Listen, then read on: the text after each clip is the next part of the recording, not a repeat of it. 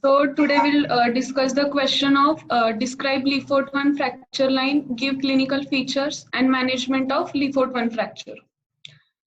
So Lefort-1 fracture, it's also known as low-level fracture, Guerin fracture, floating maxilla, horizontal fracture or subzygomatic fracture.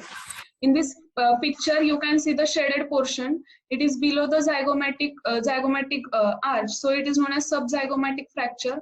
Also, it is horizontal fracture, and we'll see in clinical features why it is known as Guerin fracture as well as floating maxilla.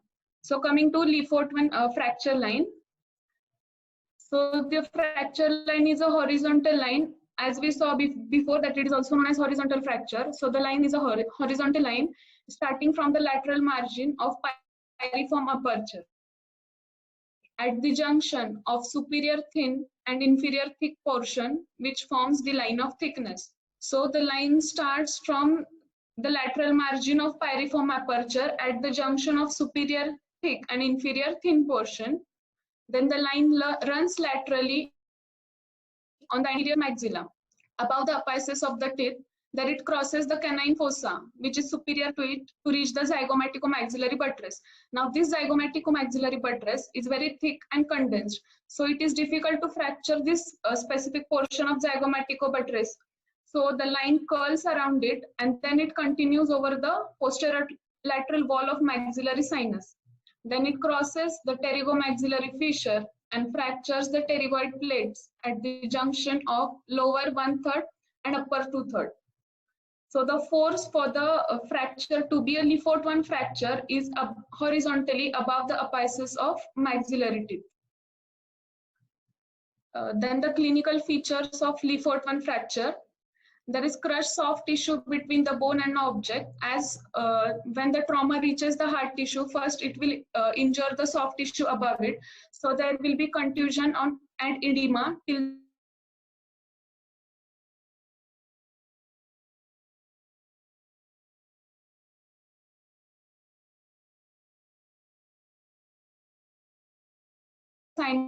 in the sinus. Now this blood which gets accumulated in the sinus, it has to be drained out from somewhere.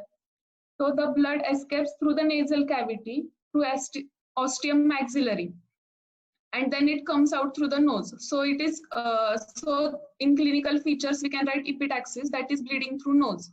And as bleeding occurs through nose, there will be nasal block. And due to this, breathing is impossible through nose, so there is oral breathing. Then there is trauma to anterior superior alveolar and middle superior alveolar nerve, and this causes heaviness in anterior teeth and gingiva as the nerve supply there.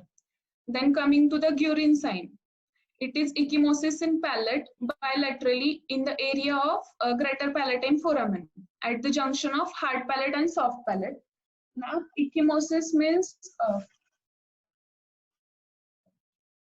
bleeding in the tissues from ruptured blood vessels. This is known as ecchymosis. So we'll see the Guerin sign here in this picture.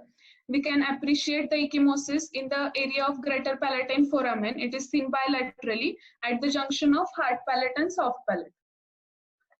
Now in this fracture, maxilla gets displaced posteriorly and downwards as the trauma or the force which is acts on the anterior surface of maxilla. So the maxilla gets displaced posteriorly and downwards. So this will cause derangement in occlusion. If it is complete Lefort-1, then there will be anterior open bite as it is displaced posteriorly and downwards. And if it is incomplete Lefort-1, then there will be no occlusal disturbance. Then on percussion of this maxillary teeth, there will be crackpot sound, which is the classical feature. Then floating maxilla. When there is a bilateral fracture, at that time whole of the maxillary bone, it gets displaced from rest of the facial skeleton. And due to this, there is appearance of floating maxilla, and so this fracture is also known as a floating maxilla. And when there is mid-palatal split sometimes, then it is known as palatal fracture.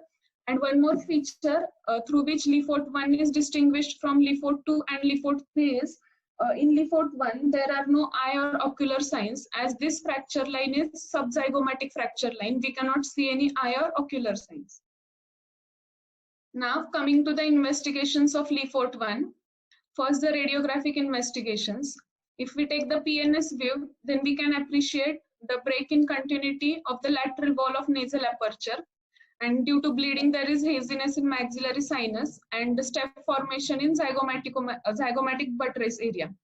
This is PNS view, and other views which can be used along with PNS view are Waters view, Caldwell view, lateral view, and submental vertex view.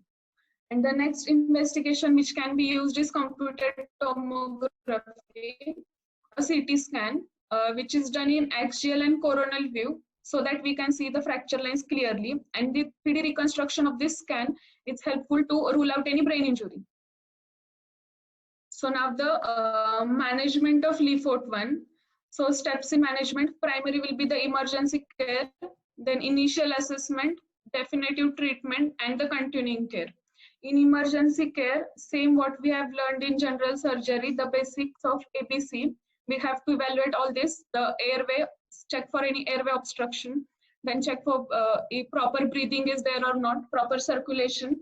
And one more additional point here will be we have to control the bleeding, oral as well as the nasal bleeding. Then in initial assessment, we have to take proper history. Then we have to palpate the entire facial skeleton to check whether any other site is also been affected, any other, if there is fracture to any other bone also. And then intraoral examination. So now coming to intraoral examination, we have to check for the restricted mouth opening. We have to check for mobility of teeth or the mobility of entire fracture segment. If it is unilateral Lefort 1 or it is bilateral Lefort 1. We have to check for occlusion, tenderness in the area, and ecchymosis is usually seen in gingivolabial sulcus and zygomatico-buttress area. In definitive treatment, now coming to definitive treatment, first the principles of definitive treatment are to restore and preserve the functions of all the vital structures. We have to re-establish the dental occlusion, ocular position, ocular mobility, and orbital volume. And also masticatory functions are protected. For that, we have to do intermaxillary fixation or maxillomandibular fixation. Now, what is the right time for surgery? So fracture repair is to be done usually in 7 to 14 days. We need this time to control. First, we have to control the soft tissue edema. We have to control the bleeding, all these things. So generally, it needs 7 to 14 days for all these things. And then we have to plan the surgery. But the surgery should not be extended beyond that. If we extend beyond that, then healing will be hampered. As we know that then there will be fibrosis of the tissues and contraction of soft tissue envelope. And due to this, the healing will not be proper if we prolong the surgery for more than 7 to 14 days. Then Lefort 1 is managed by internal fixation and external fixation. In internal fixation, there is direct osteosynthesis, which is the preferred method, which is done using mini plates and screws and transosseous wirings. Or suspension wires can also be used, which are the suspension wires we use are to be wired at the circumzygomatic, infraorbital, piriform aperture, or paralveolar. And external fixation is not generally used, but we can go for this option also. In this, there is craniomandibular, in which we can use hollow frame, box frames, and plaster of Paris. And craniomaxillary, in which we can do pin fixation, hollow frame, and plaster of Paris. Now we'll see each one of it. Then reduction of maxilla. First, what is meaning of reduction? So reduction means we have to restore the functional alignment of the fractured segment. So reduction is of two types, open reduction and closed reduction. So in closed reduction, we do it by indirect vision, we do it by manual manipulation, or we use elastics or wires to reduce the fracture segment. This is closed reduction. And in open reduction is under direct vision, that is exploration of fracture by giving the incisions and then we reduce it. That is open reduction. Now coming to closed reduction. First is manual reduction by finger manipulation for the loosely mobile segment of the bone. And reduction using forceps is done. The two forceps which are used are Rose disimpaction forceps and Hayton-Williams forceps. Now a pair of see the diagram. So in the second diagram, Here, the pair rose disinfection forceps is used. This forceps has two ends. So the one is padded and the other one is unpadded. So so here now the padded one is passed into the nostrils, unpadded one is passed into the nostrils, and padded one into the patient's mouth. And we have to grasp the palate between this. And for this, the operator position is operator should stand behind the patient, then grasp the forceps, and we have to manipulate the disinfection. So the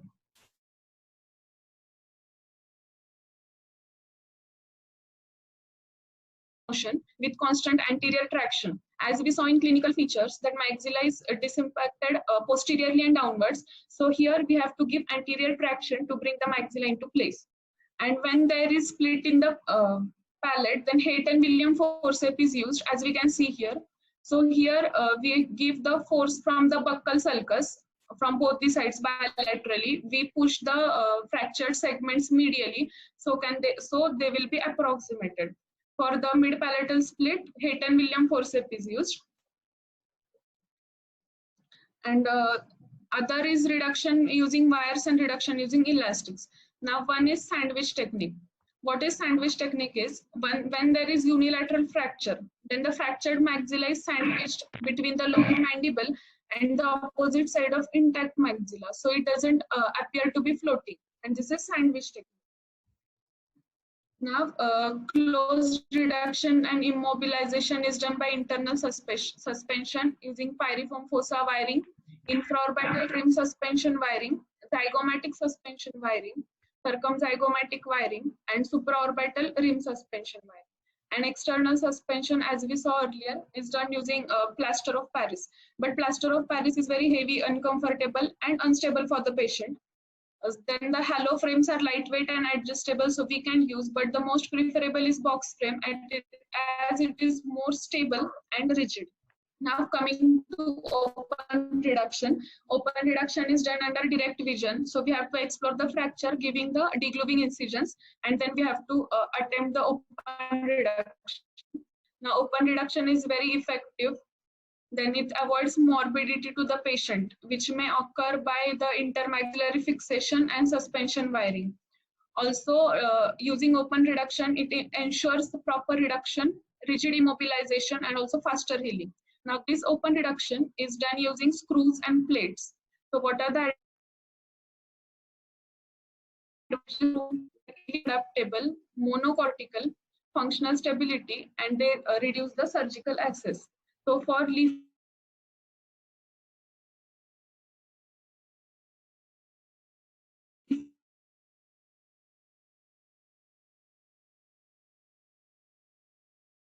triangulation, we have to place this plate lateral to pyriform aperture, and plate is adapted to the bone and it is fixed across the fracture line with 5 mm long screws. Now, if the fracture is unilateral, then we have to do 2-point fixation. At the lateral to pyriform aperture, first plate is placed and one at the zygomaticomaxillary buttress area. When it is bilateral, same to the one we have done for unilateral, same we have to use for bilateral, and one more plate we have to place at the pyriform aperture and zygomaticomaxillary buttress area. So in bilateral maxillary fixation, maxillary fracture, there will be 4-point fixation, and in unilateral maxillary fracture, there will be 2-point fixation.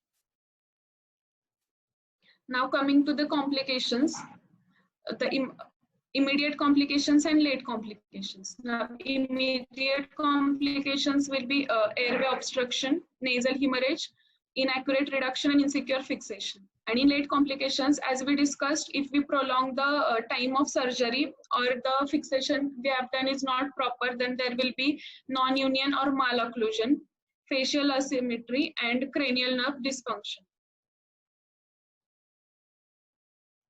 Done, sir.